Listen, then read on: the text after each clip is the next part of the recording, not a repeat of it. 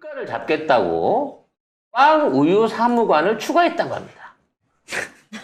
네, 정부가 가격 체감도가 큰 빵과 우유 등 28개 품목 가격을 매일 점검하기로 했는데요. 물가 오름세가 잡히지 않으니까 가공식품까지 모니터링 대상을 들여서 물가 감시를 이렇게 더 촘촘히 하겠다는 겁니다.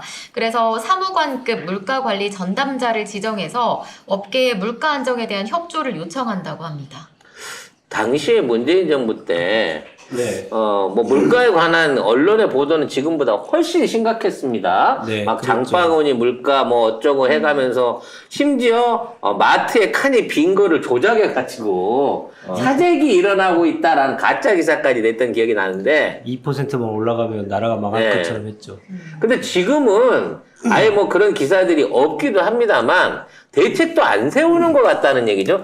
문재인 정부 때 무슨 빵 관리 담당, 무슨 우유 관리 담당 이 사무관을 세워서 그 사람한테 일 시키진 않았을 것 같은데 요런 류의 물가 네. 조정이라는 게 참 어렵잖아요. 나라에서 물가를 내려 그렇다고 기업이 일방적으로 내릴 수도 없는 거고 네. 유통이 안 되고 이거 굉장히 어려운 것 같거든요. 이런 경우에는 어떻게 협의 프로세스를 해나가야 되는 거죠? 그 일반적인 제가 경험했던 사례를 물가를 가지고 얘기 드리면 아까 말씀하셨듯이 각 정부가 할 수 있는 그 카드라고 하는 게 많이 없는 건 사실입니다. 그러나 이제 그것을 대하는 정부의 태도가 어떤지, 그것을 대하는 최고 지도자의 모습이 어떤지 이게 많은 영향을 미치는 거거든요.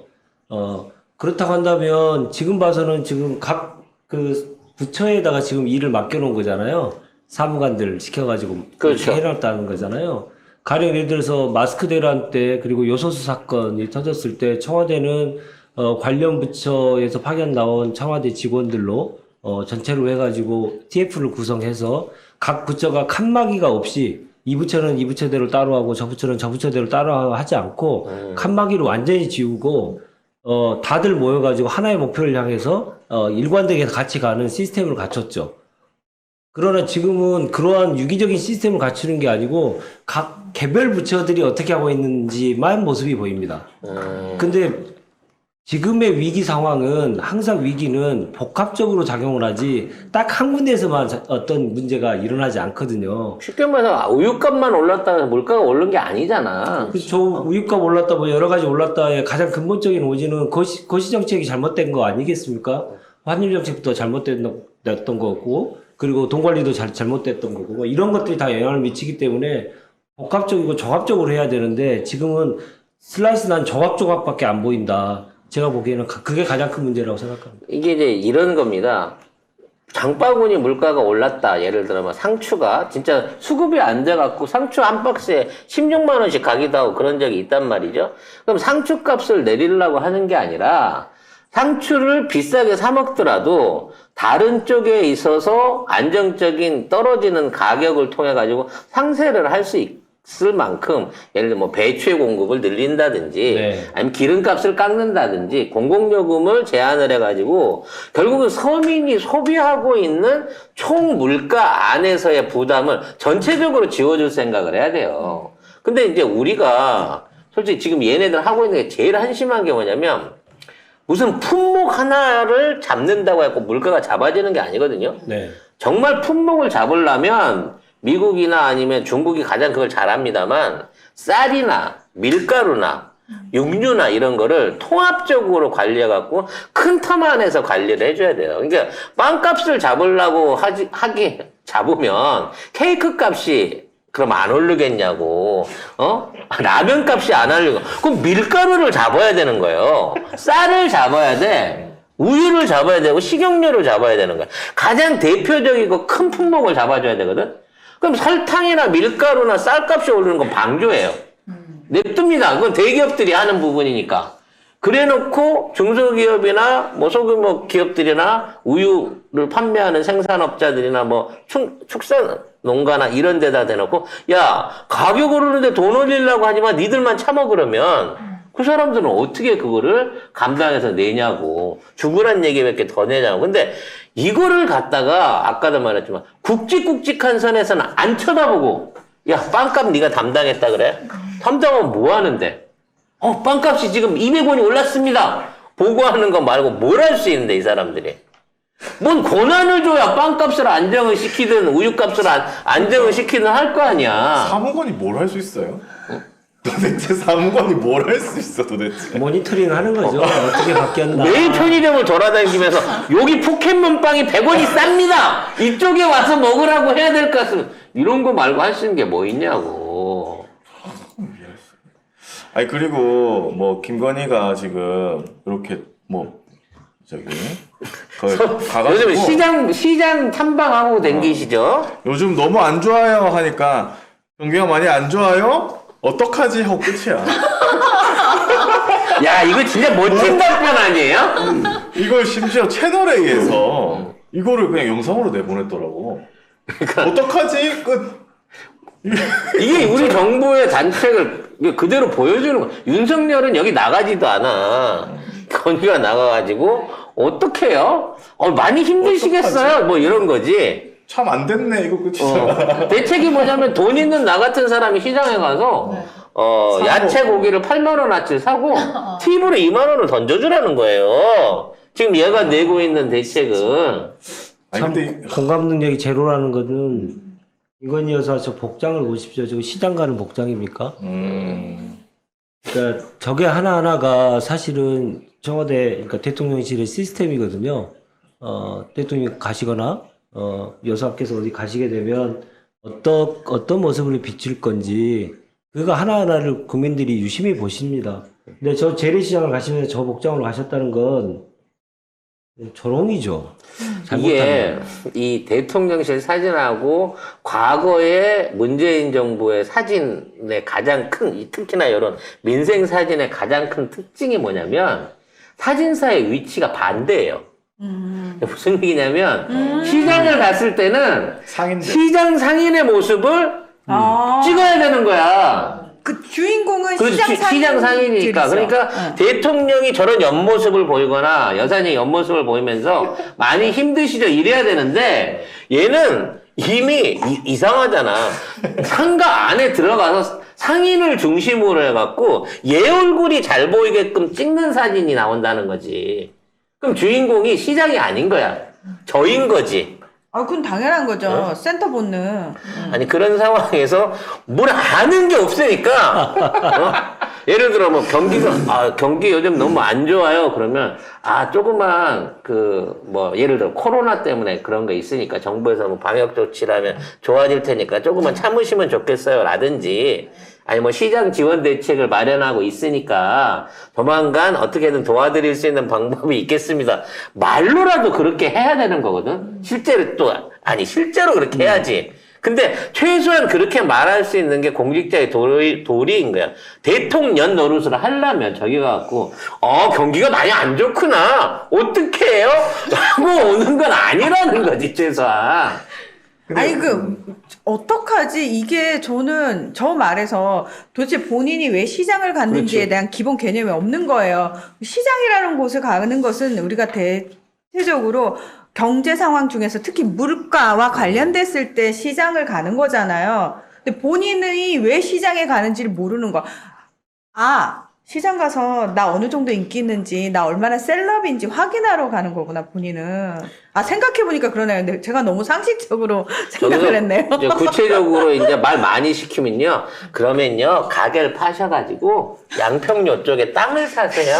그쪽에 지금 개발이 지금 잘 될 거예요. 아니, 뭐 제가 드릴 건 없고, 한 2만원. 자, 얹어 드릴게요. 더 받아요. 이거 싹 다 싸. 내가 다 살게.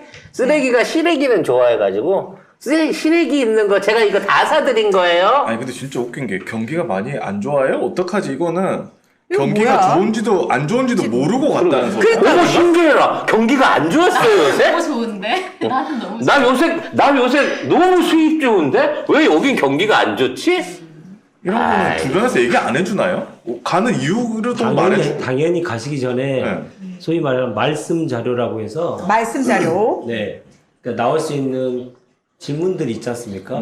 그리고 지금 시장에 가면 상인들이 당연히 제기할 수 있는 내용들에 대해서 정부는 어떤 노력을 하고 있고 어떤 일들이 지금 일어나고 있는지를 다 보고를 합니다. 그걸 알리기 위해서 가는 거잖아. 그렇지. 이 시장 아닌 다른 시장 상인들도 그 얘기, 그 정보를 들으시라고 가는 거잖아. 대한민국 공무원들이 허투루 일하지는 않은, 그 정도 허투루 일하지는 않습니다. 그래서 보고는 했을 겁니다.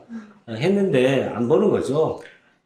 무슨, 이게 목적이 사진 찍는 게 목적이고 구도를 잡는 게 목적이지 스토리텔링을 하고 국민들께 약간 공감하고 이런 말씀들을 여러 가지 하면서 국민들과 조금의 거리를 좀 좁히려고 하는 그런 목적이 전혀 아니라고. 의전 비서관이 고졸이라서 그런 거 아닐까요?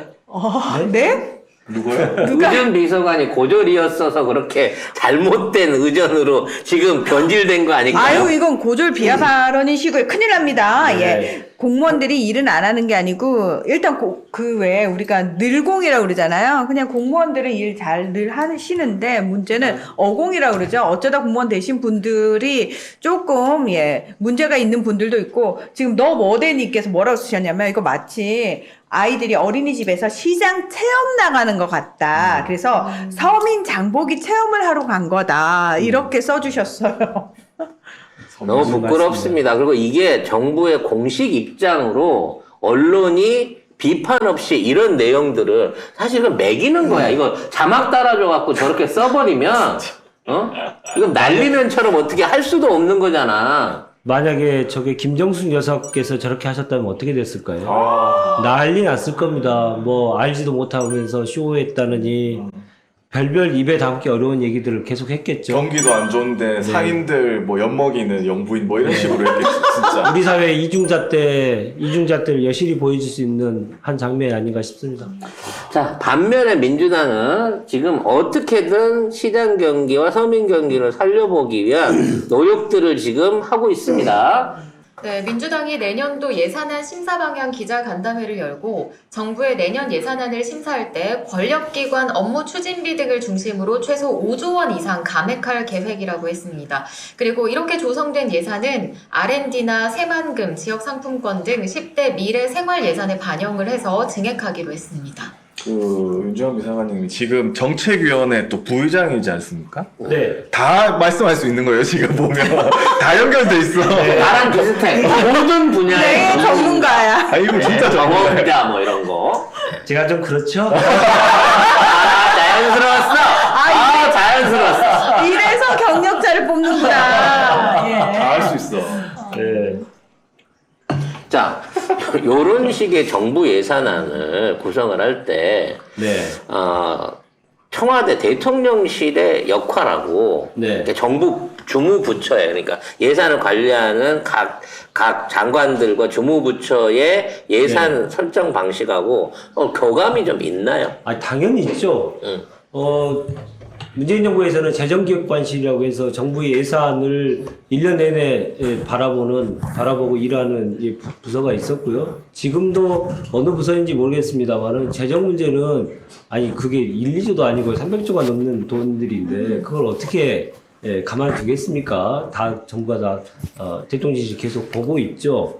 그러면 대통령실에서는 주로 큰 방향, 지출을 어느 정도로 늘릴 것이냐. 돈을 늘릴 거냐, 아니면 그러니까 돈을 더 쓸 거냐. 그러니까 확장 재정을 할 것이냐, 기축 재정을 할 것이냐. 이런 문제들은 5월달 정도에 정부가 재정전략회의라고 하는 것을 열어가지고요. 대통령 주재하에 각 부처 장관들 다 나오고 그리고 여당까지 다 합쳐가지고 재정전략회의를 하게 됩니다. 그러면 거기에서 지출의 방향을 어떤 방향으로 갈 건지에 대한 결정이 이루어지고 그리고 제일 먼저 정부가 역점 사업으로 해야 될 사업들을 어떻게 할 것이냐, 어디다 배정할 것이냐 이런 큰 틀을 5월달 정도에 결정을 하게 되죠. 5월에? 예, 왜냐하면 그걸 결정해야 6월달부터 각 부처들에서 이제 예산안들이 올라오면 기재부가 6월, 7월, 8월 다 합심해가지고 얼마 정도 돈 든다. 할 것인지 이제 결정해서 9월 1일날 국회에 제출하게 되거든요. 그래서 그 재정전략회의를 5월달에 하는데 우리도 했겠죠? 당연히 했죠. 이제 윤석열 정부와 하에서도 했는데 그거와 결과는 완전히 딴판이라는 거죠. 그게 가장 큰 문제입니다. 아까도 말씀드렸듯이 정부 운영에 가장 중요한 것은 예측 가능성입니다.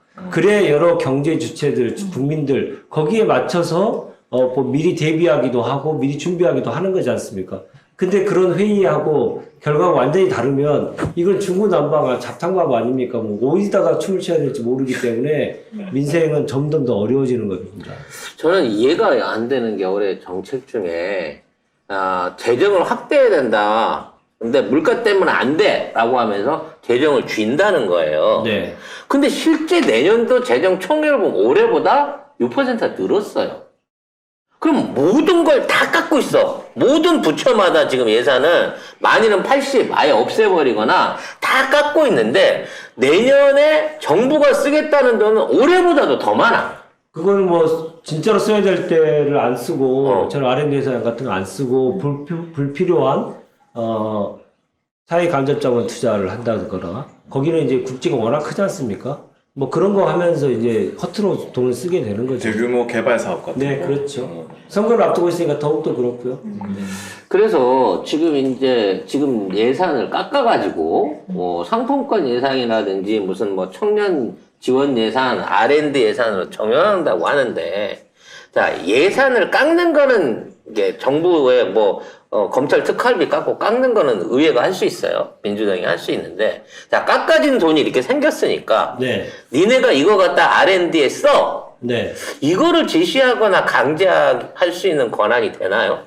국회가요? 네. 국회가 그거 하려고 예산, 편성은 이제 정부가 하지만 예산 심의 확정권은 국회가 갖는 그죠. 게 바로 그런 중에. 그래서 깎았단 말이야. 네. 깎아서 돈을 3조, 5조를 만들어 줬어. 깎아가지고. 그러니까 이제 이 돈 R&D에다 써라! 라고 정부 부처한테 줬는데, 네. 얘들이 이걸 갖고 도로, 원래 다른 용도에다 전용해서 써버리면 의미가 없는 거 아니에요? 이게 민주당이 하고 있는 노력들이? 아닙니다. 그래도 R&D 예산으로 쓰라 했는데, 네.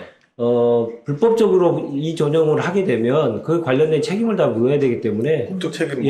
그것까지는 국적 책임인데. 크게 우려하지 않으셔도 됩니다. 나는 왠지 이 정부는 그럴 것 같아. 이렇게 해갖고 깎아갖고 예산을 만들어주고 R&D다 써라 그랬는데도 그거 가지고 대통령 비행기 사는 데다 보태주거나 이런 쪽으로 이전 전용해버리고 나중에 가서 국회에서 감사 치면 뭐 어쩌라고. 근데 정부가 이런 건 있습니다. 국민들께서 잘 모르시는데요. 수시 예산이라고 해서 편성을 해버려가지고 네. 정부가 돈이 없다. 아직 들어올 돈이 아직 안 들어왔으니까 집행을 계속 미루는 방법은 있습니다. 기재부가 그렇게 하면서 소위 말해서 길들이기를 좀 합니다. 시간 끌기. 네, 시간 끌기를 합니다. 그러니까 가령 예를 들어서 과거에 같은 도로를 깔아도 빨리 되는 데가 있고 늦게 빨리 되는 데가 있고 거죠. 늦게 되는 데가 있는 거예요. 세상에. 그러니까 예를 들어서 연중에 착공식을 할 수 있는 데가 있고요. 연중은 안 되고 12월 말에 그냥 형식적으로 해주는 데가 있는 거죠. 그거는 다 기재부가 가지고 있는 권한을 행사하는 겁니다. 그러면은 우리 진짜 사실 지난 문재인 정부 때도 기재부에 저희가 굉장히 그 횡포에 열받았었거든요, 국민들이. 네. 기재부 이 권한을 우리가 조금 뺏어야 되는 거 아닌가라는 얘기도 나오거든요. 그러니까 지금 검찰이 이제 수사와 기소를 함께 하면서 여러 가지 잘못된 점을 많이 지적받고 있는 거 아니겠습니까? 지금 기재부 역시도 경제 운영의 가장 기본적인 이 운영 방향도 결정하면서 또 하나는 이제 돈까지 완전히 쥐고 있는 거 아니겠습니까? 이제 과거 이제 노무현 정부에서는 이제 기획예산처라고 해서 그 두 개를 분리를 했죠. 그렇죠. 재정하고 기획을 나눠놓고 예, 썼는데 그러니까 기획하는 놈 쓰는 놈 따로 있으니까 어느 정도 견제가 됐었는데 요걸 명박이가 합쳐놔 버리니까 그 후로 이제 계속 이제 한 부처로 계속 하고 있습니다만은 결국 이제 얼마나 이게 찢어 넣느냐 이것도 중요합니다만은 집권자의 기본적인 국정 운영 철학 그리고 어떻게 운영하느냐가 더 중요합니다. 찢어 넣었다고 하들 그걸 하나로 또 망쳐가지고 또 망칠 수 있는 방법은 또 여러 가지가 있거든요. 예. 근데 이제 민주당이 정책위에서 요거 예산 관련해가지고 네. 얘기하시는 거잖아요. 네. 민주당은 그럼 요거를 다시 다 살리겠다? 깎아진 거를? 협상의 우선순위에 두겠다라고 하는 거죠. 그러니까 이게 바로 각 당이 가장 우선시하는 예산이 무엇인지를 가지고 각자의 선명성을 부각을 시키는 겁니다. 민주당은 R&D, 그리고 여러 가지 복지 예산, 이런 문제들에 대해서는 청년 예산, 이런 것들은 절대 우리가 양보하지 않겠다라고 하고, 저기서는 우리는 거기 깎아서 도로 깔겠다. 이렇게 해서 두 정치 집단의 차별화가 분명히 되는 거죠.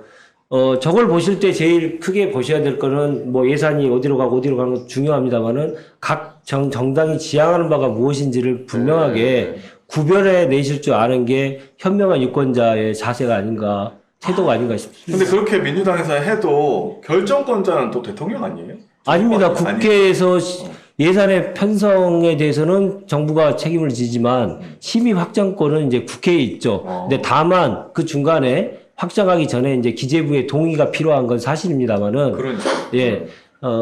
그 전에는 기재부의 동의 여부보다 더 중요한 건 여야 간의 합의가 매우 중요했고, 여야 간 합의하면 기재부는 항상 동의하는 것으로 갔습니다만은 지금은 또 몰상식이 이제 그러니까. 상식이 돼버려가지고 이상하다. 또 어떤 상황이 벌어질지 좀 끝까지 지켜봐야 될 것 같습니다. 그래서 이제 협상을 해서 그러면 최악의 순간에 네. 결렬이 났어.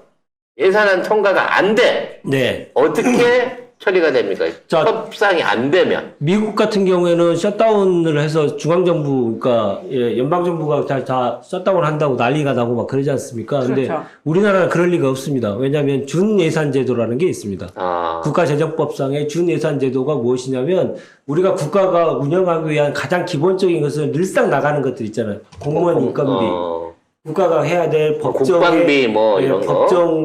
법정으로 꼭 책임져야 될 여러 가지 연금 지급이나 뭐 이런 복지라든가 이런 것들에 대해서는 작년에 준해서, 그러니까 새롭게 변화된 걸 말고 작년에 준해서 먼저 집행할 수 있도록 해서 정부가 셧다운되는 일은 전혀 없습니다. 그럼 서민하고 연결돼 있거나 국가의 뭐 존립이 위태로울 정도로 재정위기가 오는 건 아니네요. 아닙니다. 우리나라는 준예산제도를 국가재정법에 명문화 시켜놨기 때문에요. 전혀 뭐 갑자기 시청이 문 닫고 미국 뉴스 보면 막 그렇잖아요. 맞아요. 문 닫는다. 공무원들 월급 네. 없어지고. 공무원들 뭐 휴가 간다고 해서 없어지고 우리는 그런 일이 전혀 없습니다. 그럼 극적인 상황을 각오하더라도 이번 예산만큼은 진짜 제대로 민주당에서 물고 늘어져서 좋은 방향으로 최대한 끌어와야 되겠다라는 의지가 필요합니다. 근데 그게 이제 민주당 정책위에서 하고 부의장을 하시니까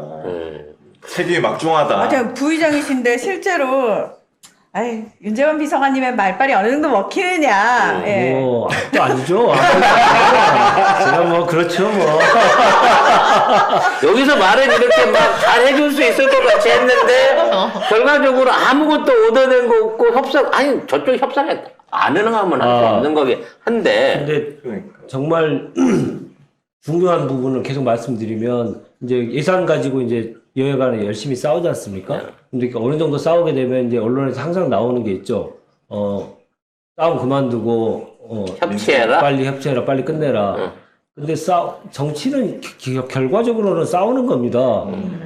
합법적으로 하기 위해서 의회를 만들어 놓은 거지. 그냥 좋으면 좋다 하고 그냥 대충 넘어가는 게 의회가 아니거든, 국회가 아니거든요. 복지 예산하고 양평고속도로 예산을 서로 뚜렷이 주장을 하면서 네. 간다고 치면 복지를 못할 망정 양평고속도로는 못 해주겠다라고 끝까지 결기 있게 나가줘야 되는 게 아닌가라는 생각을 하거든요. 근데 여론의 지형이 무조건 빨리 끝내라. 원래는 법적으로는 12월 2일까지 끝내야 되니까요. 회기년도 30일 전에 끝내야 되니까 빨리 끝내라. 그 이상 더 지체되면 나라가 꼭 망할 것처럼 이제 보수 언론들이 기사를 쓰지 않습니까? 거기에 현혹되시지 마십시오. 저희는 현혹 안 되는데요. 네, 우리 조정동 시청자들께서 보고 정치하시는 의원님들이 현혹되시더라고요. 네, 네. 그런가요? 또 저는 현혹이 안 됩니다만. 여름에 술을 많이 드신 분들이 역풍 온다고 네. 이놈의 겨울에도 역풍 온다고 이 난리를 치니까 아니, 그게 그래서 걱정인 뭐 거죠. 좀 말씀하셨듯이 결기 있게 정말 끝까지 한번 싸워봤으면 좋겠습니다. 그거 저희가 바라는 거라니까요. 진짜 좀 싸우셨으면 잘 됐어. 좋겠고. 이제 뉴스랑 틀리게 나가고 있으니까 한 가지 또 궁금한 거 오늘 다 물어보자. 그 예산들을 조정하는 데 있어서 네. 국회의원들이 이제 자기 상임위를 맡고 있잖아요. 네. 그럼 이제 자기 상임위에 있는 예산들만 건드리는 거잖아요. 네. 그럼 이제 그 의원의 거기 소속돼 있는 상임위 의원의 역량이라든지 의지에 따라서 어떤 거는 허술하게 말하자면 협상이 되고 어떤 거는 진짜 빡빡하게 끝까지 우겨서 싸우게 되고 네. 이런 방식으로 차이가 날 수 있는 건가요? 예산에 있어서는 상임위는 별로 중요하지 않습니다. 상임위의 심사는 사실 수박 겉핥기 비슷하게 되고요. 각 상임위별로 이제 증액을 하자고, 각 상임위별로 증액을 하자는 것을 다 모아서 예산결산특별위원회가 구성되어 있죠. 거기에서 이제 실질적인 권한을 행사합니다. 거기서 우리 민주당에서 그 권한을 행사하실 실무 책임자가 누구신가요, 지금? 지금 이제 예산결산특별위원회 안에서 이제 소위를 구성하거든요. 네. 예. 그 소위에서 사실은 이제 그 숫자 조정을 이루어지고요. 요새 옛날에는 소위위원만 되면 제일 끝발이 좋았는데 요새는 그 소위위원들이 숫자가 좀 늘어나다 보니까 소위에서 결정이 안 나고 소소위 해가지고 또 하나의 소위를 또 만드는데 거기서 대부분의 결정들이 좀 이루어지고 있죠. 거기서 결정될 때 왜 우리가 옛날에 봤던 그 쪽지 예산이라고 해서 쓱 쪽지 밀어넣는 거. 네, 요새는 쪽지 예산 하기 어려운 구조가 됐습니다. 네. 그래서 중요한 건, 이런 일들을 잘하고 책임감을 갖고 전문성을 갖고 투쟁심도 강한 그런 의원들이 최소한 대한민국에 200명은 있어야 그렇죠.